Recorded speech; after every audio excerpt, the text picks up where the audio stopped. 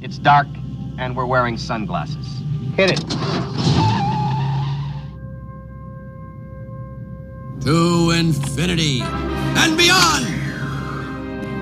Get off, Napoleon. Make yourself a dang quesadilla. I know Kung Fu. This is one doodle that can't be undid, Holmes Gillett. And my axe.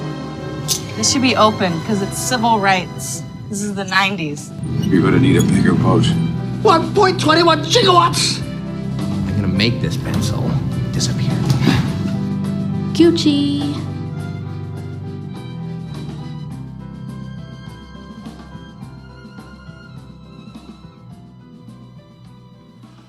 Welcome to the KendallCast Movie Roundtable. I'm your host, Kendall. With me, as always, is Ian. Hey. And Nick. Hello. And Jeff. Howdy. So, we're still in the hopefully last days of the writer's strike.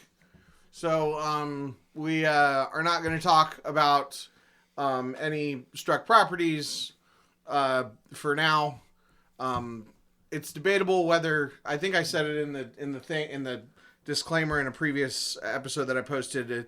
It's debatable whether we are a modern day Siskel and Ebert or not, which is the criteria that the SAG-AFTRA representative said we had to meet in order to not be covering struck material or something, or in order to be doing what we're doing without being promotional of films or something. But we support them. And so we're going to just talk about Dungeons & Dragons in general. Because next time we're going to talk about the D&D movie, Honor Among Thieves. So this time we're just going to talk about D&D. Hopefully we can do that next time. Yeah. Yes. As long as, they work their stuff out. As of this recording, we had some positive news last week. It sounds like the writers are probably going to come to an agreement. And my friend who knows about these things told me that once the writers get things settled, the actors should be close behind because the agreements will probably be similar.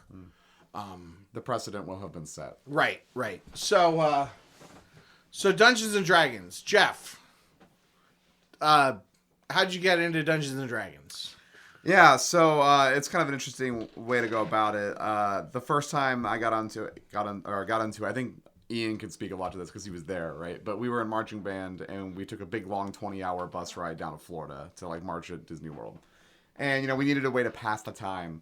So having not played D&D formally in any way, we kind of just threw a bunch of rule sets together impromptu in the moment, and we were band kids that fashioned weapons out of our instruments to fight zombies, and we had this system where you had to pick a number between 1 and 10. If it met for certain qualifications, you got a hit, and it was just a bunch of ridiculous nonsense. But it made for a fun bus ride. But then on the way home, we were like, what if we just played D&D? And we were like, yeah, that would be a great idea. Let's do that. And then we kind of formed a group after that, and I played it off and on since then. So.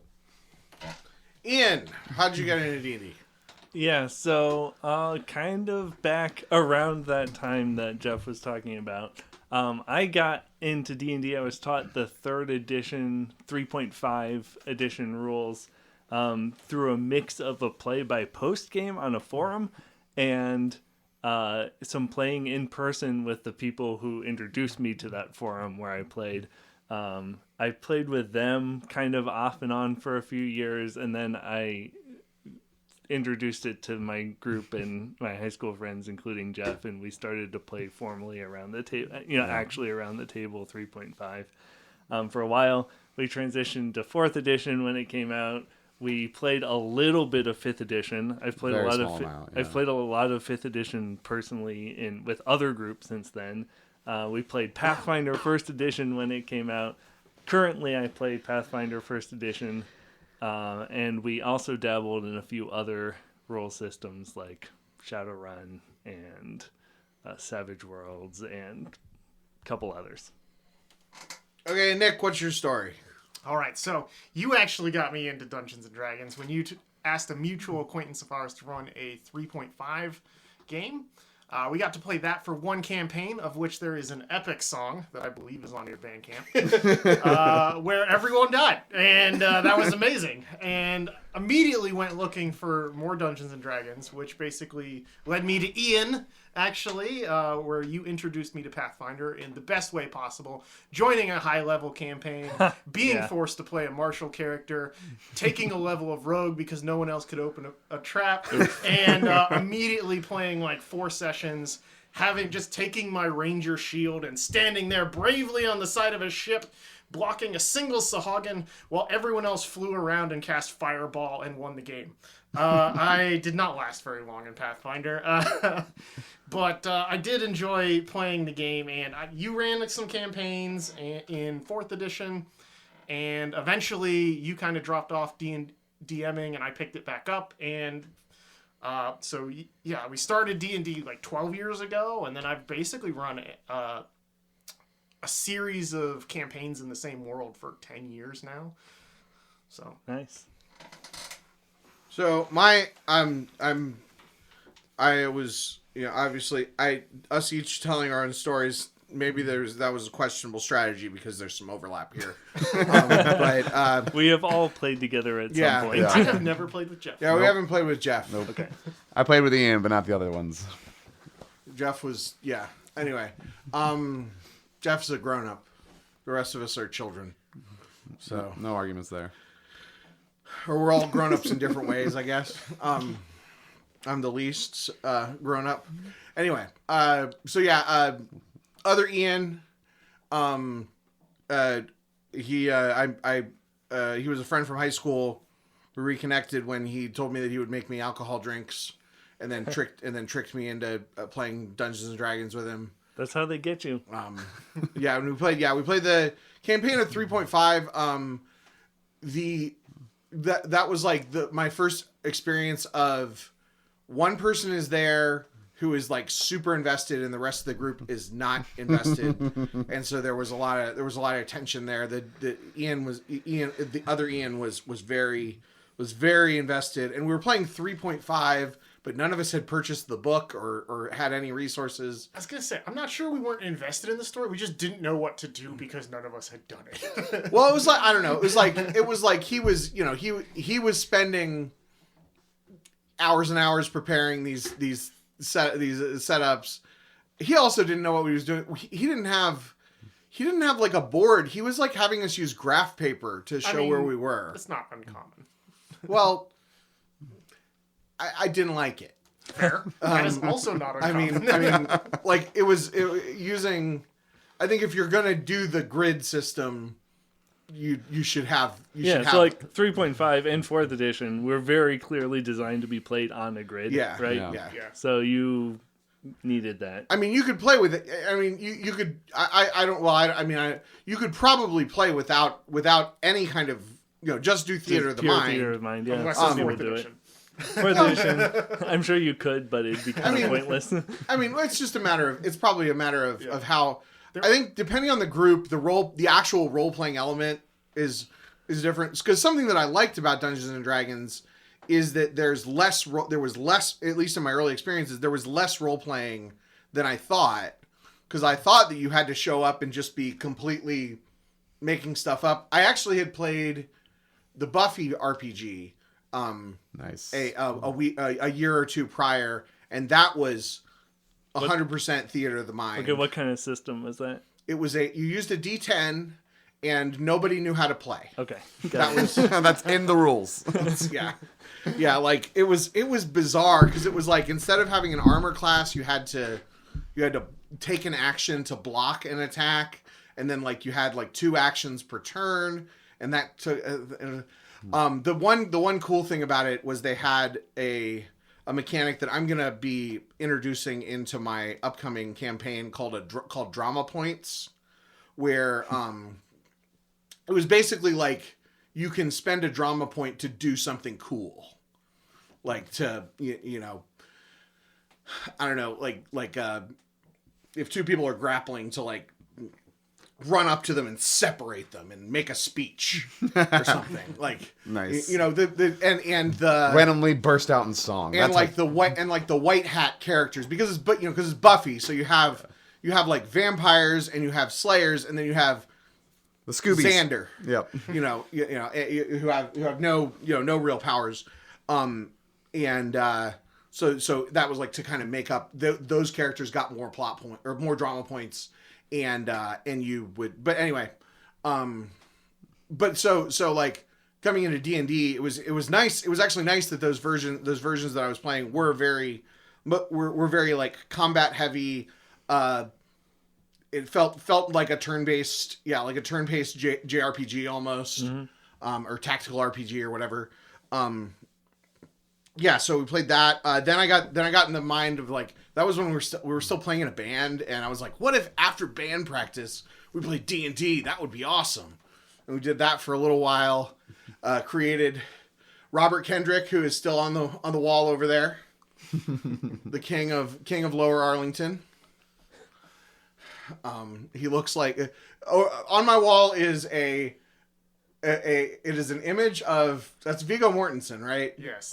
Yes, an image of Viggo Mortensen printed off of a printer that was running out of ink, and on it is I have in MS Paint a very crude crown and some black scribbles that I guess is supposed to be armor. I must say, you have improved your MS Paint skill in the past.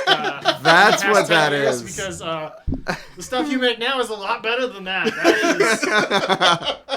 That is something. It didn't occur to me. It didn't occur to me until just now that was the origins of the MS Paint stuff. It wouldn't have occurred to me that was a crown. Yeah, I've looked at that picture quite a bit, and I still never actively thought like, what? That's a crown. Does he only have one eye? Oh yeah. He has a there's like a red strike through his right eye. Yeah, I don't remember this character at all. Well, he never. The problem is that he never actually, I think, showed up in the campaign because the campaign didn't last that long. He was the king, and you guys never got to the king. But he's Robert Kendrick, father of Ogden Kendrick, which was my playable character, who I actually only played in the 3.5 game, and then played like variants or relatives or whatever in the other games. We did play the Pathfinder game with Ian's group where I was Og. When I was a barbarian, of some kind. Yeah, and probably a half orc. I feel like I was a half orc. Sounds right. And I remember that campaign ended. Og was a very principled person, and he didn't agree with the rest of the team on how to deal with the big threat at the end. So he ended up wandering the moon for all eternity. All right, the moon. There were succubi there. Yeah. I mean, don't you hate it when life forces you into those complicated quandaries where you have to agree with the group or wander the moon for eternity? Right. You just can't choose. Yeah.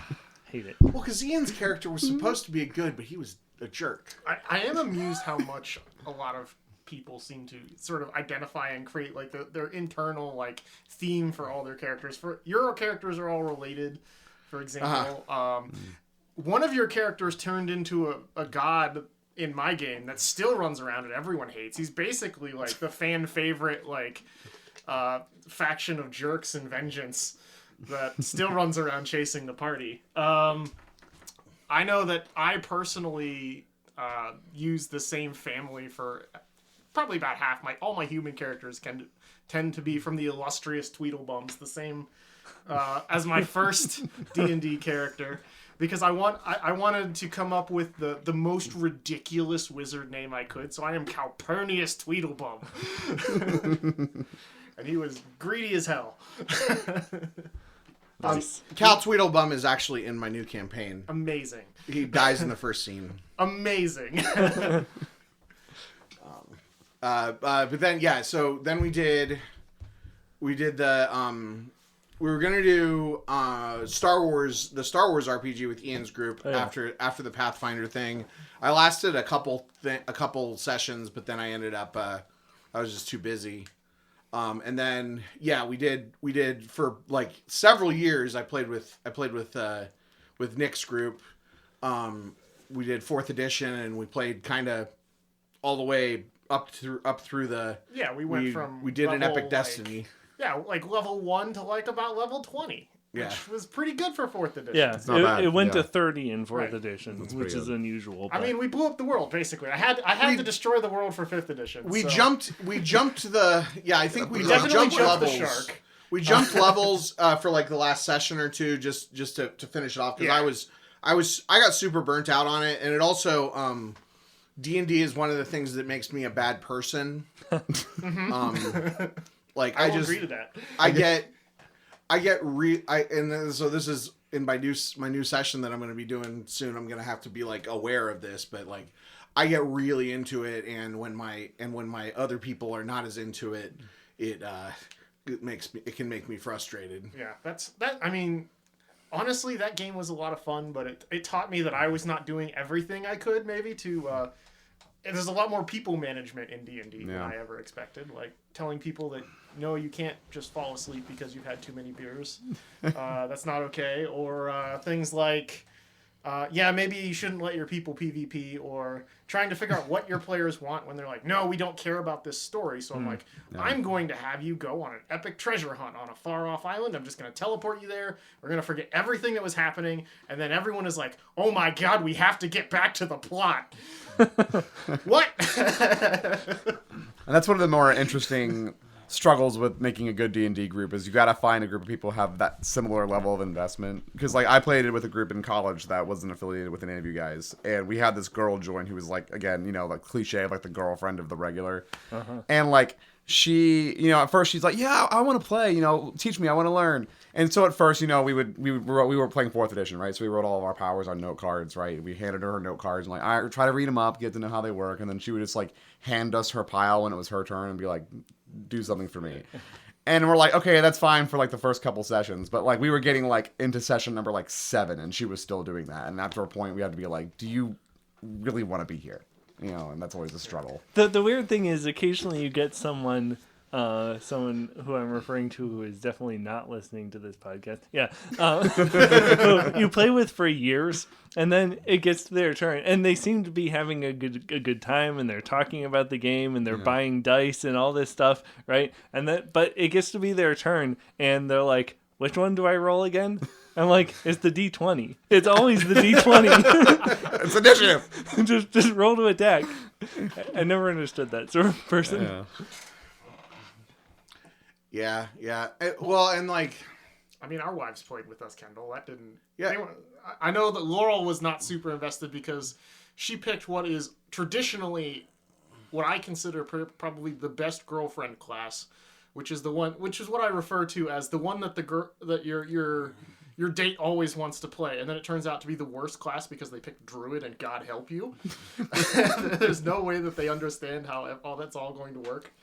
And then they don't know what to do. I don't remember what your wife played, Kendall. She played she played for a while, and she enjoyed it. They and she's the gonna play with as long as we did. I know Laurel was way less into it. Laurel left after a few sessions. Yeah. Yeah. Because she got I forget if it was either Brian or it was that other guy replaced her. The guy that played with our group. He's the guy that DM'd the end of the Pathfinder. Everyone was DMing in those days. But he was the one that... He's the only other person that... He's really into Warhammer. That's me now. Who is into Warhammer? Oh, man. Sean? That sounds right. Okay. It was a long time ago. I'm pretty sure I met a Sean at one point, so that sounds fine. I mean, he definitely played in... Yeah, he GM'd the Succubus on the Moon arc. That's what you're talking about. Yeah. Or let's go with Sean. Yeah, that sounds right. Sean is as good as a name as any. I think that's right. This was a long time ago. Okay. Yeah, it was Sean. But Molly played a rogue, and then she played a fighter. Yeah. I mean, Molly enjoyed it when she enjoyed it, and she didn't enjoy it when she and she kind of it was through her, got it out of her system. But she got to when Arabella, her fighter died, she like did like a planned death kind of thing. Like, this is my last session. A sunset type deal. That was good. But the thing was, but I mean, it was the opposite of what, because I was helping her with her character, and so we made her the most straightforward, like, a fighter. Whereas I tried to make our Laurel the class I thought she would find most interesting, which of course was maybe not what I should have done. Yeah. Well, and like, to me, like, if you're, and this was another soapbox that I don't even know if it's right or wrong, because I did it for 2 years and whatever, I only played for a little while. But to me, like, when you're first starting, you should play a straightforward character. You should use like one of the source materials. Like I liked 4th edition because it's like if you use the player's handbook, you level up, and it's like, do you want this choice or this choice? Right. Like, it's very straightforward. It's very straightforward, very linear, which isn't maybe as creative as the most like long running players want to do, but sure. Like, as opposed to you get a level in 3rd edition or in 1st edition Pathfinder, it's a level you get a feat. Here's 3,000 feats you can pick from. Yeah, you handed 2,000 of them are bad. You handed me that Pathfinder website, and I'm like, I need to take how many levels? The SRD, yeah. It's definitely hard to get your bearings in that edition, but it's so good once you do. Whereas 3.5, which is very similar, we started at level 1, and I was playing a caster anyway, but my spell choices were not very exciting. Missile. I only had like 10. Well, and we were using the set core rolls only. Yeah, we were using the set book. Yeah, I mean 3.5 had so many splat books. You had the same number of options. Because that was part of my frustration with the late 4th edition, because we got a couple of new players in at like level 15 or something, and it was like, to me, I'm like, I've been being a wizard out of the player's handbook this whole time. So I've been this choice or this choice. And they signed up for the online thing where they had access to, this was right before 5th edition came out, so it was everything, and it was like 10 books, 12. And books, they chose things that they did not know how to do, and if you use the online tool, you don't even know what source it's from, right? It just shows you all of them. Right, and it just is you just get the block of text, right. And it's like, and it was like, I was frustrated because I was the one that was the most experienced player of the group, and I was the one with the simplest character, because everybody else, but, and I don't know if that was but it was just not ideal, and I just wasn't having fun with it after a certain amount of time, but hopefully it changes on this next go around.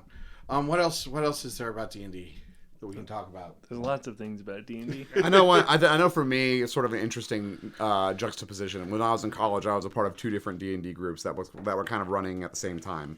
The one with Ian, I remember being like very like combat focused, right? Like, we role played a little bit, but normally it was like just enough to sort of get the scenarios going, and then we would just kind of go from encounter to encounter, right?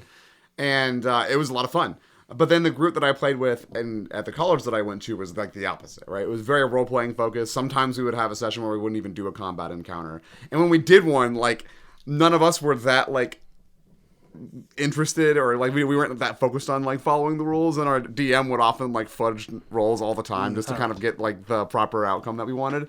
And it was so interesting to me because like they were so different experiences, right? But I almost kind of felt like they were equally fun.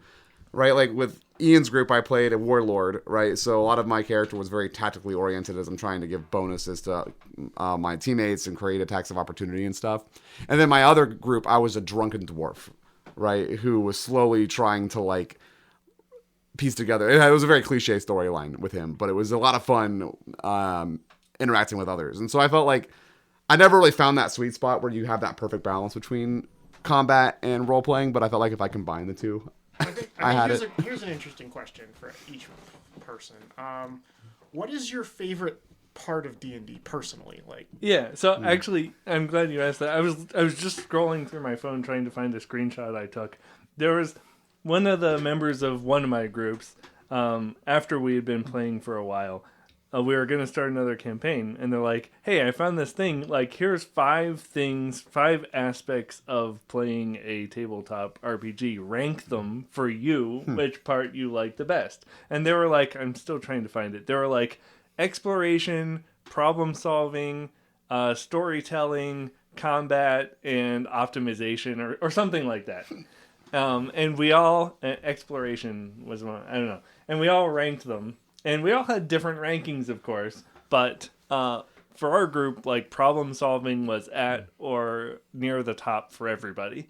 And combat, to me, and problem solving are very similar, kind of similar itch that they solve. But for me, I believe it was like problem solving, optimization, combat, storytelling, and then exploration. And nobody really cared that much about exploration. Exploration's always been one of the hardest pillars to do. Yeah, it's hard to do well. Like, I do like wandering around a dungeon crawl, disabling traps and finding loot. Like, that is a satisfying gameplay loop, which is good for me. But exploration, like, of a city or something is harder to do well for me.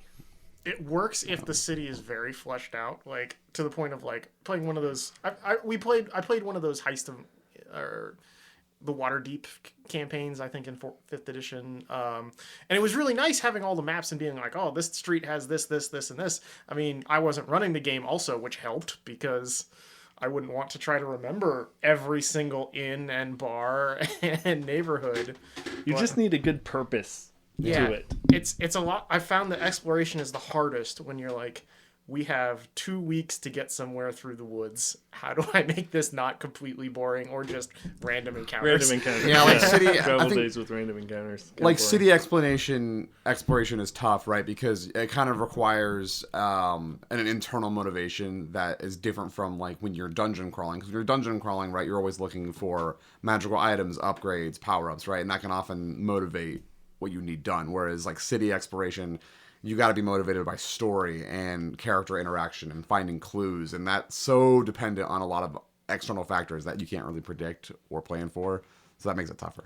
Really what it comes down to, like, if you want to have a roleplay heavy game and you want to do it in D&D, but even if you don't want to do it in D&D, having a good session 0, setting everyone's expectations at the beginning, having a DM who will kind of help you define your character's role within the world, have some meaningful interaction there, have a dynamic between different characters, maybe they're related or they know each other, or you can kind of think ahead. It all kind of can take a little bit away from the spontaneity of it, but like improv is hard. Yeah. So role-playing is hard unless you have some sort of guideline for it. The more solid your foundation, where you understand where your characters are at the beginning, the more easy it is to roleplay later. Right. Yeah, and for me, like, the DM that I had in college for our roleplay heavy group was just like, he's an author. He spends his free time coming up, like, world building, coming up with various stories. And so, like, it was his jam to do that, right? He put in the effort, and he was able to establish kind of that session 0 that Ian was talking about. But if you don't have that, role-playing heavy sessions can be really hard to pull off. So, Jeff, what is your answer for what's your favorite part? Yeah, so that's a great question. I was trying to think about that. Again, like, in a vacuum, I would probably say, like, combat and problem solving, similar to Ian. But coupled with the right group and the right DM who puts in the effort, then role-playing kind of shoots high to the top. But because that's so hard to pull off, I would kind of rate that lower on average, if that makes sense. Yeah, I mean, it's hard to argue with that. Like, a good role-playing session is good, but, like, you can't go wrong with a dungeon crawl. Yeah, like, but it's harder to pull off, right? So you'll often have less good role-playing sessions. So I think that my favorite thing, if I had to say one single favorite thing of all of the Dungeons and Dragons-ness, is rolling like 6d6 for damage. Like fistful of dice. Where you have like just like a whole bunch of them. I gotta add this up like 3 times to make sure.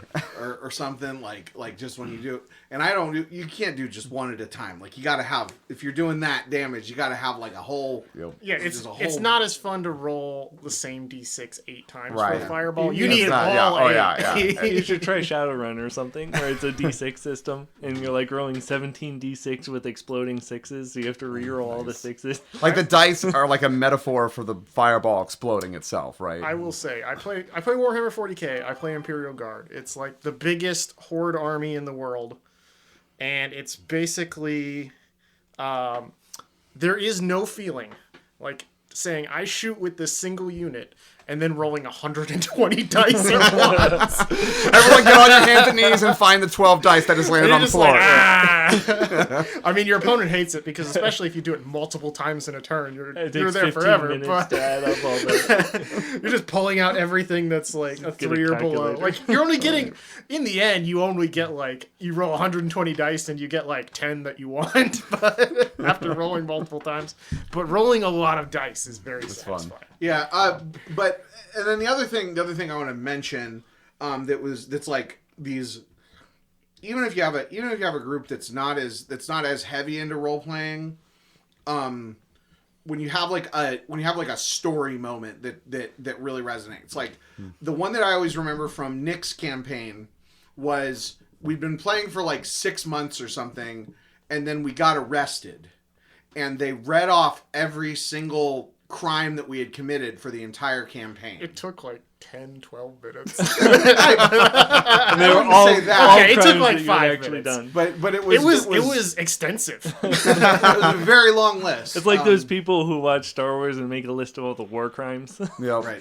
And one of my favorite parts was that was one of the characters' first session, and he wasn't with you guys. He was like using you guys to sneak into the city, and then got grouped with them for that.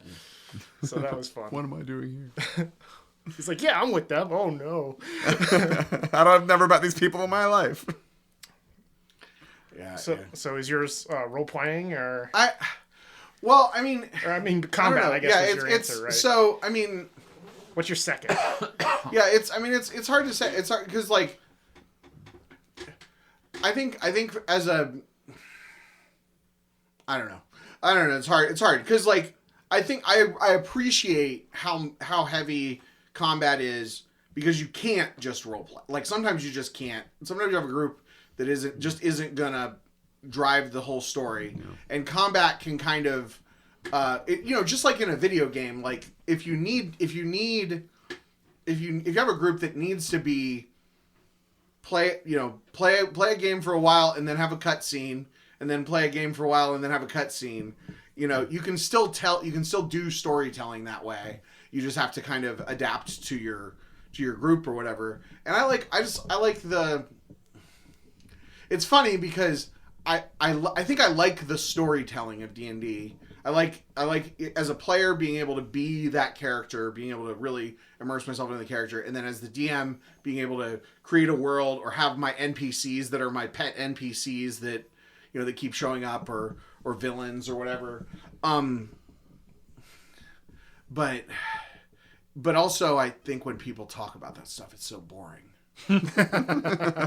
There's a balance for sure. It's like I don't care I don't care what your character did last night at D&D. Like it's one of those things where like if you're there, it's one of the coolest things in the world. But trying to get other people to feel the same way you do about your D&D adventures is nearly impossible. Right. Because you had to. A lot of it is you had to be there. Right. Yeah, it's funny that like you say that because I kind of want to transition for a second into sort of like D&D inspired media, right? So at the same time I was sort of playing these campaigns in college, I was getting into like the Forgotten Realms books, right, which are obviously based on D&D, and I remember enjoying them at the time, right, like Drizzt and all that kind of stuff. But now that I've read a lot more fantasy, going back, I'm like, man, these are some pretty generic fantasy stories. Well, they became generic. Yeah, based off of because everyone liked it and wanted to do it. Right, exactly. But it's funny because now I'm reading a book series that's also based off of a D&D campaign called Malazan Book of the Fallen, right? Where it was this world created by these two dudes who played a bunch of D&D in college and eventually created a book series about it. But like the world building, the storytelling, the characters are so unique and interesting. Like you can see the D&D scaffolding around it. There's like gods and deities that you have to like affiliate yourself with, and that grants you certain abilities and things. But the world is so complicated and interesting that it feels completely unique from a fantasy standpoint, right? So I always associated D&D in the back of my head as sort of just generic fantasy that you kind of suffer through because it's about your individual character. But now, because so much time has passed and so much has been done with it over the decades, like it's really blossomed into having all kinds of interesting and unique creative storytelling avenues. I do like how it encourages the sort of thought. Like it can get people to unwittingly write without actually being writers, right? Just by introducing them to worlds and imagination and that sort of experience. Mm-hmm. Right, and it's this like. And like it's since it's you had to be there, it's in a world where like everything is permanent. Like we're having this, in order for us to hang out, we have to record it and put it on the internet. Like like to have something that is actually like an experience that is right now and that is unique to right now and that we're not going to be able to recreate. But the other thing with D&D with storytelling that I've found interesting is the idea of the different classes and how they apply in other media. So like if you look at the Justice League and you're like, okay, Superman is like the tank fighter, Batman is like the DPS guy, the ranger or the rogue. Totally trickster rogue. Green Lantern is the caster. Mm-hmm. I don't know. I think when Wonder Woman is written right, she kind of works as like a cleric, but she's not usually written well, so it's hard to know on that. It's a little, sometimes it's a little harder to see who's the cleric type character in these things because everybody wants to fight, and then also there's usually like white hat characters that there's not necessarily a direct analog to in D&D because nobody wants to be Frodo. Right. But it's interesting how like in almost everything when you have like an ensemble cast, there's like you could say what D&D class that character would be. Yeah, it's like it's the archetypes that have been created and sustained through D&D transcends it, right? It bleeds into other form of media. Like I used to talk about this all the time, right? Like you have kind of D&D players in one camp, and then you have like sports fans in another camp, and yet they play fantasy football and D&D, and like the two of them aren't that different from one another. Yeah, it's true that some of the mechanics are the same, but like fantasy football, you draft these players to make this perfect team, each of which does a specific and focused job, right? That have to complement each other in order to be successful. So the overall game plan and point of it is very similar. Both of them are building narratives off of random numbers. The difference is weighted random numbers. Yeah. The difference is that in D&D you have to like read books and things, and in fantasy football you have to watch sports, which is like the worst. You actually don't. You could just look at like spreadsheets and analyze the numbers. Get results each week. And get the results each week and get the numbers and then make decisions and predictions based on that. Like I'm not into fantasy sports. I'm not super into anything except maybe OSU football, but that sounds like the worst way to do anything. I some people like it. I remember talking to somebody about like, I think probably because I was watching the league or something like that, but I remember when I was working at McDonald's talking to somebody about fantasy football, and I said, I kind of wouldn't mind getting into it, but you'd have to like learn about sports or something. Right. Like, so you want the fantasy, you don't want the football. Right. But sometimes I'll watch like a basketball game, all right? Right? And I'm like, okay, Shaq, the center, he's the tank, right? You have like your point guard who passes the ball, right? He's the one who gives buffs to the party. You have the 3-point shooter, he's your range DPS, right? And you have like your forward who's the idea of roles transcends any You can play fantasy sports without football. You just got to play Blood Bowl, which is a Games Workshop game where it's basically like orcs versus elves versus dwarves, and they all have a football team, but they only found the rules by like excavating an old ruin to a god named Nuffle, because it's the NFL, and they're basically just like recreating the rules from scratch, and it's just funny. Nice. It's really interesting is to think about how those classes go back, how they were like created. Yeah, like where the ideas goes all the way came back to the Canterbury Tales from like it's the Middle Ages. Yeah, and then and Lord of the Rings helped like codify a lot of it in our minds. Like you got Gandalf the wizard, you got Aragorn's a ranger, and it really kind of helped solidify it. But yeah, they're ancient. Like you think about like Merlin as being either a wizard or a druid, depending on who you ask. It's like like the idea of Merlin having a big beard and a hat, Merlin's beard, created the idea of what we Gandalf is inspired by Merlin. But you can almost make an argument that completely like revolutionized and exemplified the archetype of the wizard almost until like Harry Potter, which kind of modernized the wizard. And you're riding a broomstick, but you're playing Quidditch instead of like getting. But even Harry Potter, the Dumbledore is Gandalf. Yeah. But I'm just kind of making the argument that like that visual is always sort of cemented in middle-aged. Right, technology Harry Potter culturally changed. It kind of took the wizard and put it in a modern context in a lot of ways. They're still the old school wizard, and that will never go away. Yeah, I don't know. I think Harry Potter is Harry Potter. Like, either way, it's somebody who uses magic that has learned how to do so through study. Yeah. I don't know that Harry Potter. I mean, Harry Potter definitely spurred some like imitators, but I don't know that it fundamentally changed what we think of when I think of a wizard, I think of Gandalf way before I think of Harry Potter. But if nothing else, Harry Potter helped squeak by a second satanic panic, if nothing else. That's true. It did improve the satanic panic. So let's talk about that. When you guys started playing D&D, was there any fright around that?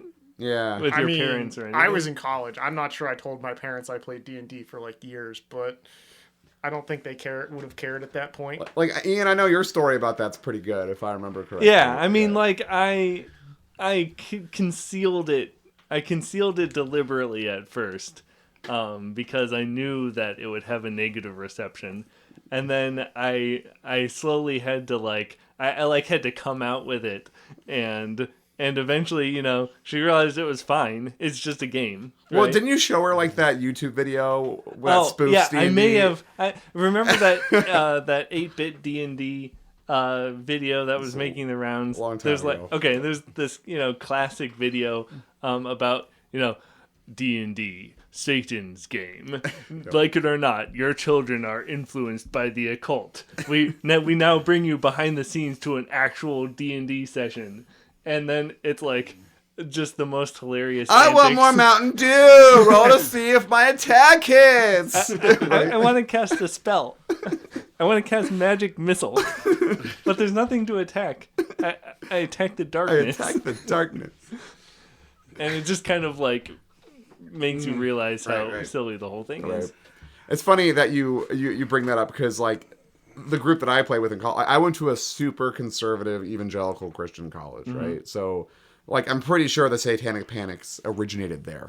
I don't have any proof of that, but if you told me, I would believe you, right? It was an epicenter. Yeah, and so I remember, like, we started playing D&D in, like, public places, right? In cafe houses on campus or in, public areas. And we would get weird looks from people. Like, they would walk past us as we're rolling a bunch of dice and, like... You thrived off weird looks. I know, I loved it. But I could tell, I'm like, oh, you're praying for me right now, aren't you? Right? Like... but eventually we moved it like into like our dorm rooms and stuff just so that we could have a little bit more freedom to like do what we wanted to do without like outside interference. But there was definitely that like, this is a weird thing they're doing here and it's not a typical idea. And then you had some kids who were like, you're doing some devil worshiping, aren't you, Jeff? And I'm like, yeah, I am. Whatever. Yeah. Yeah. I definitely. So definitely by the time I was playing D&D, there was no satanic panic involved. I mean, I probably didn't tell my parents because they didn't like. I also didn't tell my parents that I played Magic cards. But it was because I didn't talk to my parents. It wasn't. There's other reasons. It wasn't it. But I do remember. So when I was really young, listening to a set of Christian audio tapes that would tell stories called Odyssey. Adventures in Odyssey. I went to bed listening to those. Yes, classic. And there was one where they played a role-playing game, and it led to them using a Ouija board, and that was like this. I don't remember like much about like what the point was, but it was bad that they were playing this role-playing game where they were imagining that they were using their imagination to make the swords sound like swords. Oh no. And I always love the fear of Ouija boards. I'm like, this is a product that was created by Hasbro. Yeah. Well, I mean, how satanic can this be? To be fair, Hasbro, pretty bad company. No, I don't know. I don't know anything about Hasbro. But and then the other thing was, I remembered in high school, a girl that I was dating had a friend that was playing D&D, and her parents wouldn't let her play because it was satanic. And I mentioned that to my parents, and they were like, "Yeah, that's right. We shouldn't be playing that." I kind of talked about this earlier, but I think probably I avoided it, at least to a certain extent, because one, yeah, again, I didn't talk to my parents about what I was doing on a daily basis at that point, but primarily like back in, like 6th grade, this Harry Potter existed, and everyone freaked out about that a little bit. I want to come back to that, and our church was kind of upset. All the old people were like, you got to stop your kids, and my mom's like, okay, I'm worried about you. Then she like read the book, and she's like, this is fine. and then she's like, yeah, don't listen to them anymore. No, when I was in college, like I was taking a composition English class, right? And we had to write a persuasive essay paper thing, right? And after you were done with the paper, you had to like get in groups of like 4 or 5, and you had to read each other's papers and kind of bounce our ideas off of each other and workshop it, right? So I decided to write my paper on the super hot controversial idea that Harry Potter was not evil. And I was expecting like maybe like, I don't know, some pushback, but we're this is a higher education, right? Pretty smart people overall. No, I was the only one in the class that held my position. Everyone else was like, no, it's obviously evil and you're completely wrong. And the only piece of argument that I even slightly was able to convince them with was like this quote that I pulled out from C.S. Lewis that talked about like magic being cool, to paraphrase. But because it was C.S. Lewis, because he wrote Mere Christianity, it was okay. But, so like Lewis, right? The Chronicles of Narnia, Lord of the Rings, like where do you draw so the line argument here? they made, because I made that argument, right? Like Lord of the Rings, Narnia, these things are fine, but not Harry Potter. But it's because those, and at the time I didn't understand the distinction, but they were like, those exist in their own world, right? Therefore it's okay. But Harry Potter exists in the real world with actual like people and modern events, but with magic. So it's more and it turns tricky. out those people in your class were right, but for the wrong reason. Right. It's just the difference between high and low fantasy. We just didn't have that like vernacular yet, right? But those people, but also, well, no, but also Harry Potter is pretty, has a lot of problems, but there were just not those problems. Right. Well, now, I mean, obviously now they probably all think J.K. Rowling is a hero. Right. Exactly. For other reasons, exactly. I mean, it's all, and Harry Potter, we don't need to talk more about it, but Okay, I'll stop. This is for Dungeons and Dragons. But anyway, Dungeons and Dragons.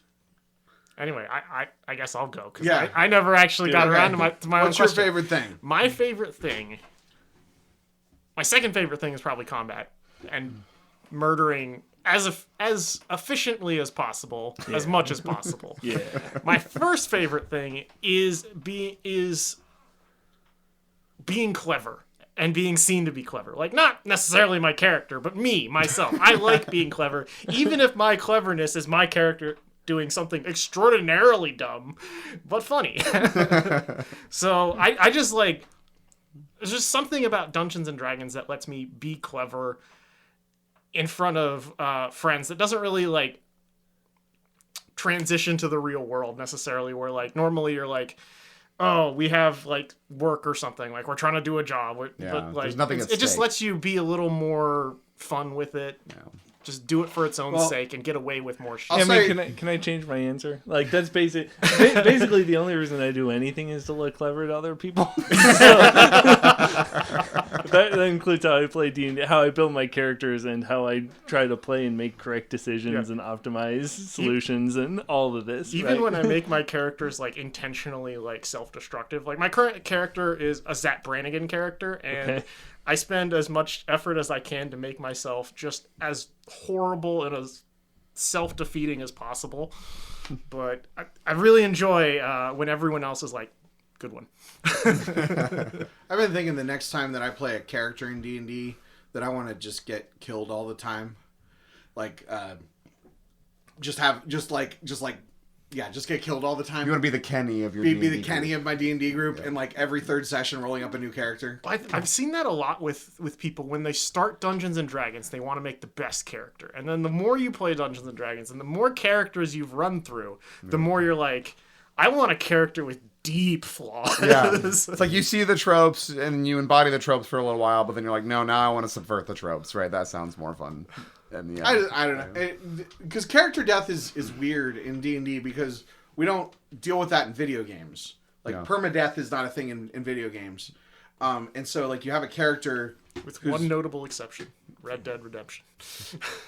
If I go to say Fire Emblem. Well, if you fail a mission in Red Dead Redemption, that's true. You're not a different character. You don't come back as a different character. I mean, the notable exception is Fire Emblem. That's what I was gonna say. Oh, I mean, roguelikes and permadeath. Even in Fire Emblem, there are some characters that if they die, you get a game over instead of being able to continue. That's true. I guess there's plenty of exceptions. Wasn't there like an old D&D movie that came out like in the early 2000s where a guy like wrote like 50 character sheets and came up with 50 characters, and then like throughout the movie they all die at one point, and then he makes another one, and it's like a really crappy movie. If I remember. Is this the Jeremy Irons Dungeons? I don't know. It was like worse than that. It was like a made-for-TV movie. Like didn't have big name actors. It was like a really low budget. Oh, I don't know. So how do you feel about the interaction between character death and a roleplay heavy game? Because I feel like the chance that your character could just die could have a negative impact on the campaign if you're heavily invested with your character and their role in the story. Yeah, it really depends, again, on, like you said before, Ian, on that very first session and the kind of expectations and world that the DM creates, right? Because I think that idea is what made Game of Thrones so successful, right? Because you have all these main characters that everyone just assume has plot armor, but no, these people are dying and dropping like flies. And the Malazan series that I brought up earlier also has a bunch of characters that don't have plot armor, and main characters die all the time. And so when you do that, like, it's good, right? Because it makes you feel like you're actually in danger, right? In any given search situation. But it only works if you're really good at replacing those characters with new, interesting characters. Because if you're not, then it really does hurt the campaign and makes it worse. Yeah, sometimes it takes someone a long time to come up with a character that they care about. And if they just die, then like... Yeah, so you have to be able to do that enough. Joe Schmo is replacing them. And some of it kind of depends. I mean, I play a campaign style where character death can happen pretty much all the time. I mean, if everyone in the party dies, I mean, that's it. No matter what campaign we're working on. Bad guys win, roll up some new characters, it's 1 year later, and here's everything bad that's happened in the world. But I've definitely found that, if all the players know that they have to be cautious, they are much more willing to be cautious than, say, a party where, you're holding their hands, and they know that they don't want their characters to die, and so you're like... not necessarily holding back punches, but it's never the stakes are never truly in a place where they're going to fail. Not guaranteed, but more likely than not. I mean, as a DM, there's always a time where you might have dropped that enemy's AC just a little bit that one time. No, I've never done that. Never ever. Well, that's the thing. I mean, that's the thing. I do think that like if we talk about because he's not in the room, so I can complain about him. Other Ian's campaign where we had the total party kill. The reason we had a total party kill was because my character didn't search his drawer to find the potion. It was like narratively unsatisfying. Yeah. That was not the reason for the... I mean, that might have been the reason for the total party kill, but remember, in that campaign, we were all looking at the desk, we didn't search the desk, and then the boss kicked in the door and in one action cut me in half. I didn't get to do anything in that boss fight. Right. Yeah. I don't know. I remember that... There was it was very much that he had this thing laid out, and and we did the thing that he wasn't expecting, and rather than adapt the situation, because I don't think we did anything like, crazy. Yeah. But it was just that he had, it was like a video game. Like he had, there's these, these enemies and this boss and this is your one out, and so then it didn't go according to plan, and the guy and we were just. And we were like level 3 or something like that. Like we just hit level 3. We were squishy. Yeah. We were squishy and we were new players, and he was probably a new DM too. He probably had never DM'd before or something.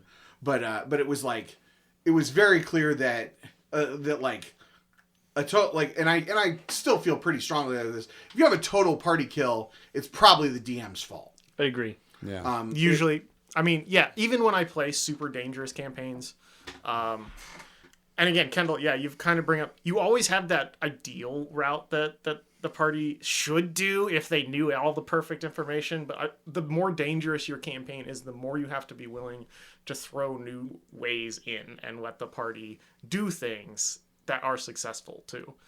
I've had a few TPKs, and honestly, looking back, there's definitely been like, it was close, like maybe the boss had like 1 hit point left or something like that, but there were several chances where I could have thrown the players a bone or something like that would have let them succeed. Even to the point where like you kind of, at first it's kind of fun, and then you're like, oh man, was this my fault? And then kind of gotta say yes. Well, and that's where like it also kind of depends on the dynamic of the game, because if you have a group like this group that I'm going to be starting soon, I am going to be very kid gloves with them. Like, there's not going to be. Are they all new? Okay. Yeah, pretty absolutely, much. 100%. There's not going to be. I mean, unless they want to fight with me, then I will destroy them. Just all right. See how they take. But rocks fall, everyone dies. yeah, exactly. But I don't, because I honestly think, you talk about Game of Thrones, which is a show that I never liked, but Walking Dead is a show that I stuck with, that also the characters generally don't have plot armor. And then you get to a point where it's like, oh, all the interesting characters are dead now. Yeah. You got to be able to reload in order for a show like that to work. And and now and the show they won't end, even though the show ended, there's still more shows. And the Daryl show is terrible, and I'm still watching it. Why am I watching it? Daryl's my least favorite character. I guess the point is that the game is boring if all the fights are too easy, and it feels like a foregone conclusion. But fights can also be too hard, and if characters are dying despite not making any poor decisions, then that's true. Or for it kind of comes down to, reasons, have they made objectively, like, with their information, was that a bad call? Right. You walk into a room, there's a strange, mysterious, glowing object. What do? I touch it immediately. But at the same time, it could be a little bit your fault because you didn't say it was an ominous glow of necrotic energy or something like that. Like, that's still a little bit on you. And eerie, Nick. But as far like you give them one extra chance. I meant more like from an encounter design perspective, where it's like if my character is gonna die in 2 rounds of combat, kind of regardless of what I do, even fully buffed, then the fight's just too hard, right? Like, I don't have any agency. Here's a controversial take. I don't balance my encounters anymore. It doesn't matter. The party in 5th edition is generally well enough equipped, once you kind of understand how combat works, that most of the time you don't need to do that. It's just kind of... you can always adjust hit points a little bit. I try not to do that too much because it can swing fights crazy hard, or they feel cheated or anything like that. You don't want to change numbers on the fly, but maybe you can change numbers like, oh, that first round was super deadly. Some number that they haven't seen is now slightly less. Or maybe I'm not going to use an encounter power correctly or something. Or maybe that last wave of minions isn't going to come up. You can always make hidden changes that your party doesn't even know. Yeah, I do that a lot when I DM. I don't know if my other DMs do, which means they're doing it well. Yeah, exactly. I'm gonna nerf this next encounter, guys, because you're stupid and suck. Just saying. Yeah, you never want to tell your party that I'm lowering the AC, but you could say, yeah, cut his arm off, and now he's unable to defend himself correctly. And you never want them to know that you missed them that you hit them with an attack, but you changed it to a miss. We shouldn't be doing that anyway. I mean, I think there's a time to do that, but sparingly. No. Yeah, I mean, to some very extent, rarely. To some extent, you have to trust the rule set. Like, you are playing a game. Yeah. Now you could change the rules, which is what I'm planning on doing with my 4th edition game, because I played 4th edition enough to know that everybody has too many hit points, so all the monsters are going to have half hit points. Yeah. 100%. But there's a narrative reason. Especially at high levels, they need less. Yeah, they need fewer hit points. 1 through 3, pretty good. After that, I guess. Yeah. Definite flaw of 4th edition. I just figured fights drag on forever. One of the things that I'm thinking about doing is doing the Earthbound mechanic of, like, if it is very clear who's going to win the fight, just like accelerate it. Yeah. Because in Earthbound, and actually in Pokemon now, you can just, like, if there's an encounter that is, like, super one-sided, it just, like, kind of does it. It's just, like, you can just send your send your Pokemon out to get it. And this is something that I've actually found fairly recently, like within the last couple years, basically, as far as DMing. The players love the encounters where they just get to trash shit. Because they don't... when I was playing a campaign where everything is hard, like, they're fighting hard stuff. Yeah. But they don't often feel like I was about to they're make a that whole point, lot actually. better than they used to be. And they need those every now and then.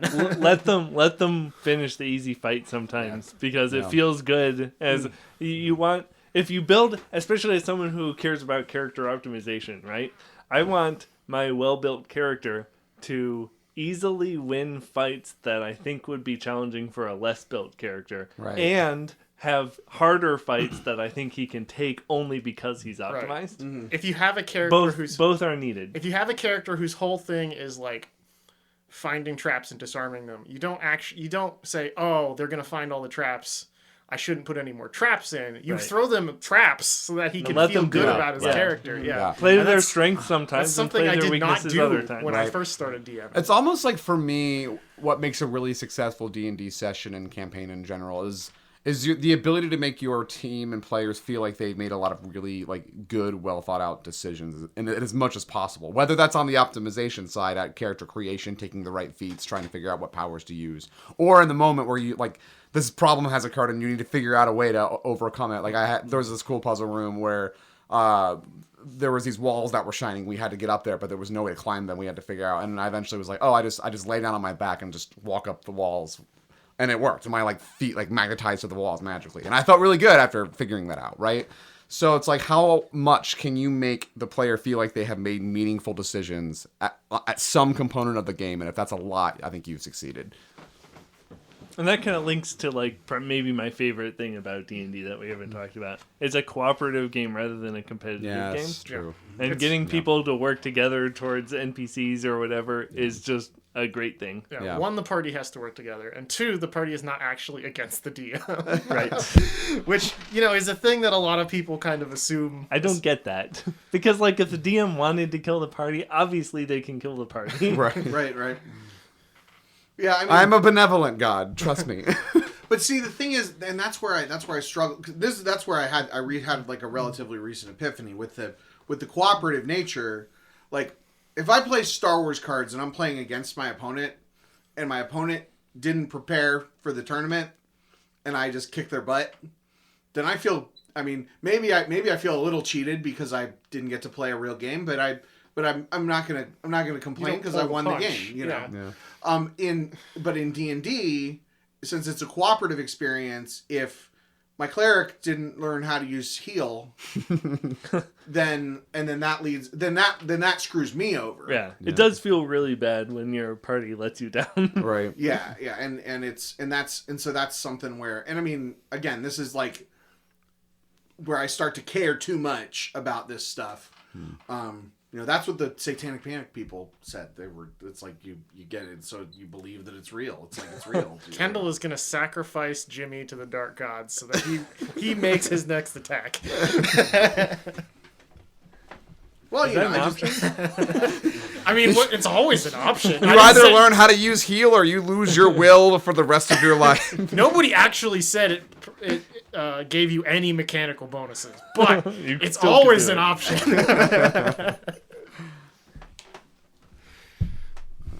It's funny, like, but going back to the meaningful decisions thing, kind of the reasons why I think I brought that up is because I'm playing a game right now, which is like a roguelike.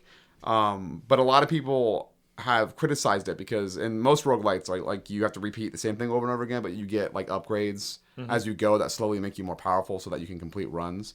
But in this one, a lot of your upgrades aren't like straight upgrades, right? They're like decisions that you have to make, and there's a buff and there's a debuff, and you have to weigh whether it's worth it, right? And a lot of people criticize the game for that, right? Because it's like, no, I want to feel more powerful, and you're just making me make a bunch of lateral moves. But in some ways, I like that because I feel like I have to make meaningful decisions constantly and weigh my build. And am I making this decision because it fits my build, or am I going to do this thing, right? And I think D&D also scratches that itch. That game. What game Yeah, is What this? game is this? It's called Returnal. It's like a third-person shooter. I've heard It's like of it. Yeah, like, but if that bothers you, then yeah, it's not for everybody. But like, I like it because I feel like I constantly. No, I'm the guy that finds the place in the. I find the place. I found the place in Elden Ring where all the people are sleeping, and then you kill them, and they give you 100,000 hit points or 100,000 experience. Yep. And then I did that for 10 hours. Kendall is not here for the challenge, guys. No. See, here's the thing: is I'm still there for the challenge. You guys have at least 10 years more experience playing video games. You just want to tailor the challenge so that it fits with you, and you find a way to do that. Yeah. I did not own my own video game system until 2015. There you go. So, Yeah. I played games on other people's systems and stuff, but I did not own. I did not own my own proper video game system until I got an Xbox 360 in 2015 and played Skyrim. Nice. So you guys have. I'm trying to remember when my first is. I think it was a GameCube. I was kind of late too, but it was probably before that. We played a lot. I feel like we played almost all the multiplayer games together, but yeah, I guess you missed a lot of the single player games. Yeah, mine was a and stuff like PlayStation 1. That was my first. Right. I played with you guys, but all the times that I wasn't with you, I was not playing video games. Sure. Is that like your parents' thing, or you just didn't have any interest in them when you were younger? It was definitely my parents. Okay. I mean, I don't know. I don't know how it was. I mean, I didn't have when I was a kid, I didn't have an income, and they didn't buy it for me. Yep. So that's how it works. You got to learn how to make deals with your parents. When I was a kid, I eventually was like, hey, every time I bring a report card with no C's, can you buy me a new video game? And they're like, yeah, that sounds pretty reasonable. See, because if I got a C, I would get grounded. Yeah, I was going to say, if I got a C... Your parents went for the negative The end was here. Yeah, I mean, mine went for the positive reinforcement. Like no matter how good my grades are, my parents were not satisfied. So, and they taught me to be intrinsically motivated. Okay, that's what they told me. I was both. I mean, I started as extrinsically motivated, but eventually I became intrinsically. No, but it was just no. They did not. No matter all the things that people chores. No, you don't get paid for chores. You don't there was no way for me to bring money in until I was no allowance. No allowance. No allowance is so good to give kids though because it teaches them how to use money. Yeah, right? Yeah, and now I don't know how to use money.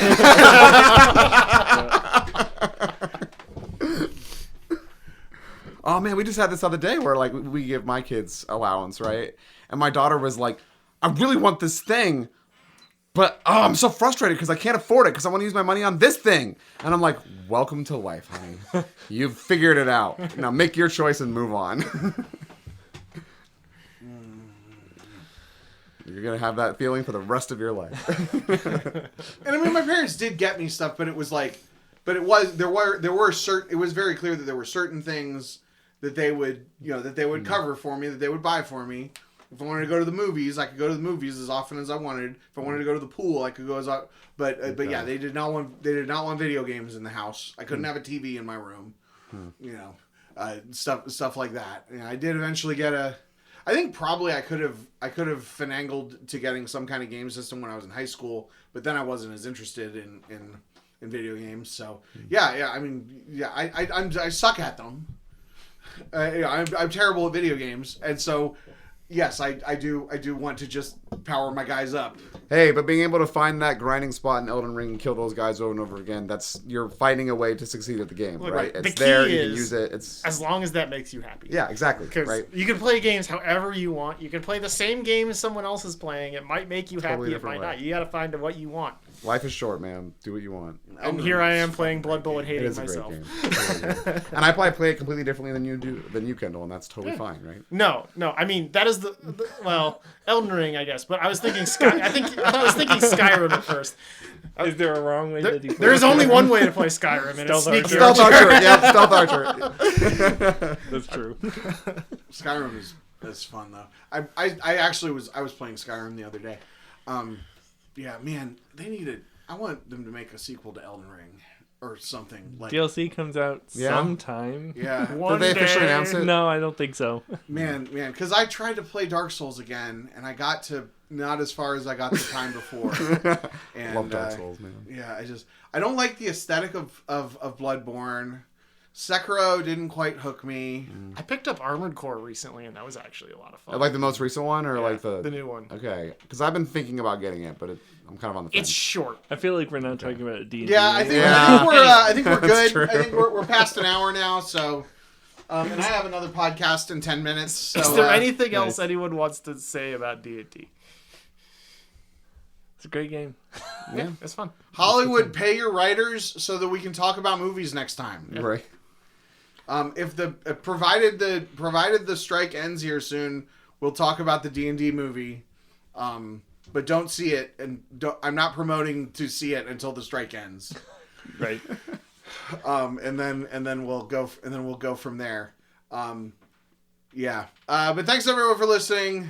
We'll see what we think of the D&D movie or the writer's strike next time on the KendallCast Movie Roundtable. Woo. D&D is so ingrained in like pop culture. Yeah, it really and is. like this podcast is a production of the KendallCast Podcast Network. If you'd like to support the show, you can go to patreon.com/KendallCast or make a direct donation through the PayPal link at kendallcast.ninja. Thanks for listening.